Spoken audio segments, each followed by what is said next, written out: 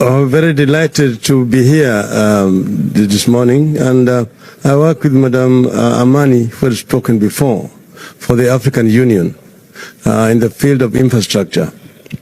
We all now agree that the aid era impoverished Africa, and that what Africa needs today is trade and investment. This is what has been accepted. But then the constraint here are two major factors. As Madam Amani said, the Africa Free Trade Area Agreement came into effect a few days ago. It has been recognized that Africa trades very little with itself. The inter-African trade is only about 15%, whereas the inter-European trade is 70%. In Asia, it is 50%. But then, how does Africa trade with itself? Or what are the constraints? One is infrastructure. It's a major constraint to inter-African trade. Madam Sylvie here has told you she comes from Central African Republic, a stone throw away from Kenya. But how does Kenya trade with Central African Republic? You have to get a ship that will want to go around the Cape, up the West African coast, up to Douala in Cameroon, and then by road to Bangui in Central African Republic. The French are earlier there than you. So we're talking now of trying to connect Africa. And the African Union has come up with infrastructure projects.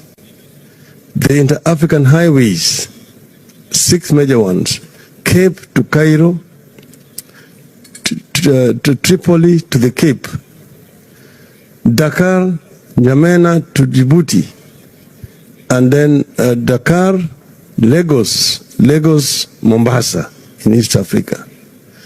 Then there is Trans-African Beltway, the railway line from the port of Lamu in Kenya, through Juba in South Sudan, Bangui in Central African Republic, to the Cameroonian port of Douala, to create a Trans-African highway, railway line that links the Atlantic Ocean and the Indian Ocean and opens up these landlocked countries in the interior of the continent. That would make the trade easier within the continent. The other constraint is energy. Energy, because most of the African countries export many commodities. They export agricultural produce and minerals, in terms of oil and other solid minerals. There is need, and this is recognized in the continent, that there's need for value addition of these raw materials that are abundant in the continent.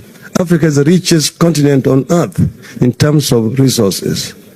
So this is an area where Africa also requires investment in order to add value to these resources which are abundant in the continent before they are exported to the rest of the world. And here is where we need Russian investment. First, energy, because most of African countries are energy deficient.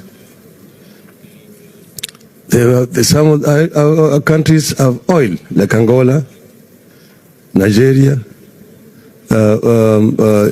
Egypt and so on, but others don't.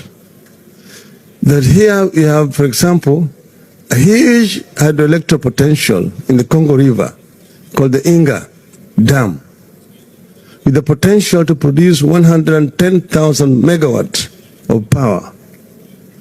This cannot be developed as a national project by the DRC.